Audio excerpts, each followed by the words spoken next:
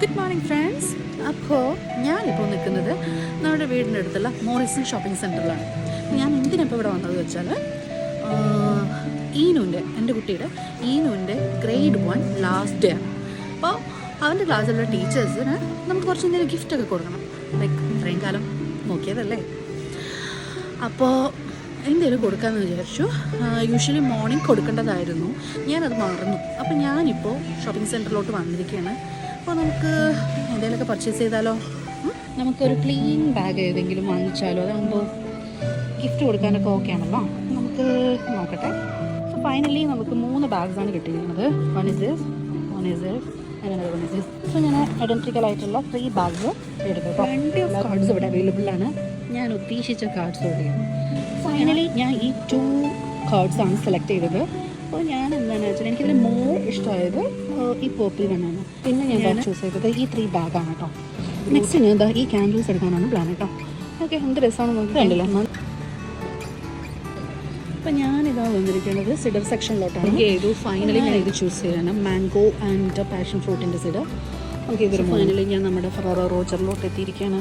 അപ്പോൾ നമ്മുടെ ഷോപ്പിംഗ് എല്ലാം കഴിഞ്ഞു. ഞാൻ അതിന് പോകാത്തതാണ് നല്ലത്. ബിക്കോസ് ഏത് സെക്ഷനിലോട്ട് ഞാൻ കയറിയാലും എന്തെങ്കിലുമൊക്കെ വാങ്ങിക്കാനായിട്ടുള്ള പ്ലാൻ എനിക്കുണ്ട്. സോ ഷോപ്പിംഗ് കഴിഞ്ഞു, കാറിലോട്ട് പോവാണ്.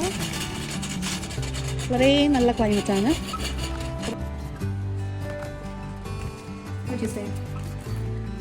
ഓപ്പൺ ചെയ്തു അതിലൊരു 4 വെച്ചിട്ട് ഇതേപോലെ ഫിൽ ചെയ്യാം.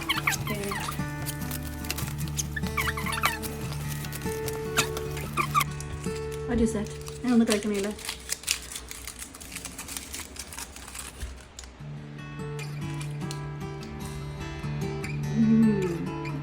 യമ്മിയാണ്. ഞാൻ ആദ്യം വെക്കാൻ പോകുന്നത് ഈ മാംഗോ ആൻഡ് പാഷൻ ഫ്രൂട്ടിൻ്റെ സിഡറാണ്. ദെൻ നെക്സ്റ്റ് ഞാൻ ചൂസ് ചെയ്യുന്നത് ഒരു കാരമലിൻ്റെ ക്യാൻഡിലാണ്. അപ്പോൾ ഞാൻ ഒരു കാർഡ് ചൂസ് ചെയ്യാം.